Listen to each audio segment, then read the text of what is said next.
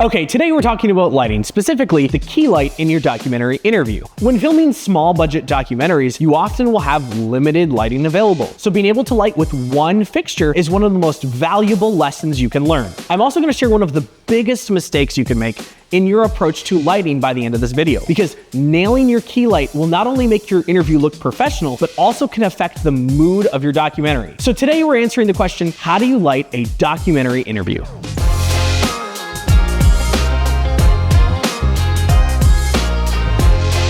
All right, before you ever touch your light, the first thing you need to ask yourself is, what is the emotional tone of my documentary? If your documentary is lighthearted and inspiring, your light should probably feel natural, soft, and airy. But if your story is darker and more intense, a high contrast look might be better. Let me show you what I mean. Here's an interview from my film, Pulled from the Burning. The story revolves around heavy topics like a plane crash, sole survivor guilt, and grief. So I knew I had to light it accordingly. I used a high contrast directional key light with deep shadows to emphasize the weight of my story. Now let's compare that to a scene from my film Revival, where I filmed in an old historic church. This was a reflective and positive discussion, so I wanted the lighting to feel natural and unobtrusive. I told my DP Spencer that I wanted it to feel unlit, embracing the soft and natural light in the room. Since I had opted to film in the French over dialogue style, we used heavy negative fill on the camera side, then slightly keyed the subjects to maintain a raw, authentic feel. The bottom line is that your key light should match the tone of your documentary. Okay, now that we understand the concept, let's get practical. What makes a good key light?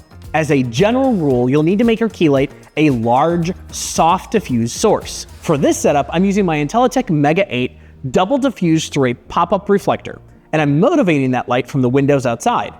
Now, motivating your light is a topic we'll delve into in much more detail in a future video. For now, just think of it as a reason for your light to be where it is. Here's a few tips for your key light. Make sure that you position it off to the side just a little bit so that you get some shadow on one side of your face. This will make you look three-dimensional. Also, make sure that you get the height right. If your light is too high, your eyebrows will cast shadows on your eyes. And if your light's too low, you won't have a shadow underneath your chin. At the end of the day, your key light should be doing most of the work, shaping your subject's face and setting the mood for your documentary. All right, remember that big mistake I told you about at the beginning of this video? It's lighting to eliminate shadows instead of creating them where you want them. Make sure that your light works with your background and not against it. At the end of the day, lighting isn't just about exposure, though that is important. Believe me, these windows keep fluctuating because the clouds keep coming by, so I keep having to change the intensity of this light. Boring. So remember, decide the emotion you want your audience to feel. Use a soft, well-placed key to shape your subject, and don't light to eliminate shadows, light to put them where you want them. If you get your key light right, your interviews will not only look professional, but you'll also complement the tone of your documentary. All right, stop watching this video and start making something. I believe in you. Thanks so much for watching, guys. I hope you found this video helpful. If you did, hit like, subscribe, and comment down below what your go-to lighting setup is for a documentary interview. Thanks so much for watching, guys, and I'll see you in the next one.